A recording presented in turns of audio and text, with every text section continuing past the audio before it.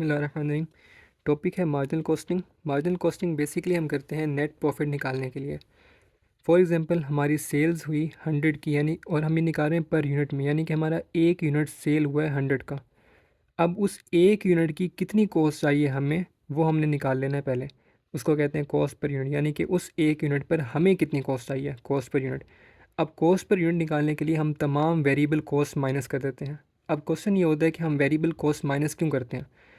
For example हमारे पास एक biscuit है जिसकी कॉस्ट है 100।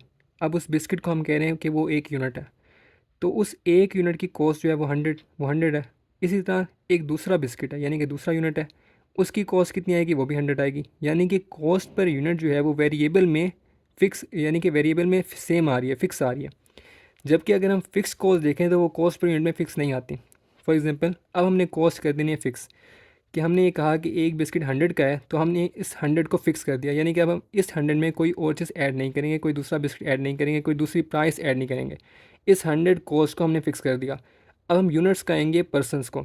फॉर एग्ज़ाम्पल एक पर्सन ने ये बिस्किट लिया, तो उसे कितने का पड़ा, 100 का, यानी कि कॉस्ट पर पर्सन, यानी कि कॉस्ट पर यूनिट कितनी आई, 100 आई। अब अगर वही बिस्किट दो बंदे परचेज़ करते हैं, दो बंदे यानी कि साथ लेते हैं और साथ खाते हैं, तो अब एक बंदे को कितना आएगा, cost per person, cost per unit कितना आएगा, 50। 50 100 हो जाएगा। यानी कि अब हर, अगर दो बंदों ने परचेज़ किया है तो हर बंदा जो है, एक बंदा जो है वो आधी पेमेंट करेगा। तो हम ये कह सकते हैं कि फ़िक्स कॉस्ट जो है वो कॉस्ट पर यूनिट में फ़िक्स नहीं रहती, वो डिक्रीज़ होती जाती है। तो हम कॉस्ट पर यूनिट में तमाम वेरिएबल कॉस्ट इसलिए माइनस करेंगे। अब जो हमारे पास वेरिएबल कॉस्ट हैं, हमें पता होना चाहिए कि वो कौन कौन सी होती हैं। तो कॉस्ट जो हैं वो होती हैं प्राइम कॉस्ट, प्रोडक्शन ओवरहेड्स और non production overheads. Prime cost जो है ये टोटली वेरिएबल कॉस्ट है, तो सबसे पहले हमने प्राइम कॉस्ट माइनस कर दी। अब प्राइम कॉस्ट जो है उसमें हमारे पास आ जाता है direct labour, direct material, direct expense, यानी कि उन सबको हमने सम किया और जो भी वैल्यू आई, लेट्स सपोज 5 आई, उसको हमने पर यूनिट जो हमारी सेल हुई थी उसमें से माइनस कर दिया। फिर हमारे पास प्रोडक्शन ओवरहेड, यानी कि जो हमारे पास इनडायरेक्ट मटेरियल है, लेबर है, एक्सपेंस है, उसकी जो वेरिएबल कॉस्ट थी उनको हमने ऐड किया। लेट्स सपोज कहाँ से 5 आया, हमने उसको सेल्स पर यूनिट में माइनस कर दिया। तो हमारे पास अब जो वैल्यू आएगी उसे हम कहेंगे ग्रॉस कंट्रीब्यूशन, जो यहाँ पे इस वक्त आया हुआ 90। अब इसके बाद हमारे पास एक तो ये वाली वेरिएबल कॉस्ट हो गई और दूसरी प्रोडक्शन ओवरहेड्स की वेरिएबल कॉस्ट हो गई। अब हमारे पास रह गई है नॉन प्रोडक्शन ओवरहेड की वेरिएबल कॉस्ट। अब हमने एक यूनिट जो है उसकी तमाम कॉस्ट जो थी डायरेक्ट और इनडायरेक्ट वो हमने बना ली, यानी कि हमारे पास यूनिट कितने का बना वो हमने सब टोटल कर लिया।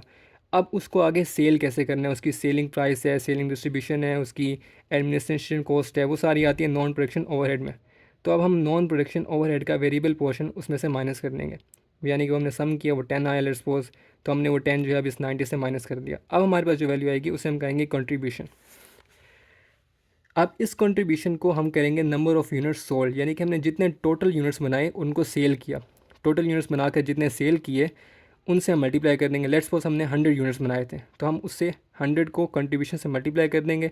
अब ये जो आंसर आया ये हमारी है टोटल कंट्रीब्यूशन।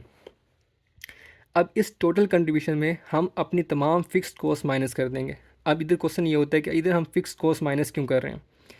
तो हमने पहले ये देखा कि फ़िक्स कॉस्ट जो है, जब हमने फ़िक्स कॉस्ट को फ़िक्स कर दिया कि वो 100 ही है, अब इससे इस कॉस्ट को हम 100 से ना एक्सीड करेंगे ना डिक्रीज़ करेंगे।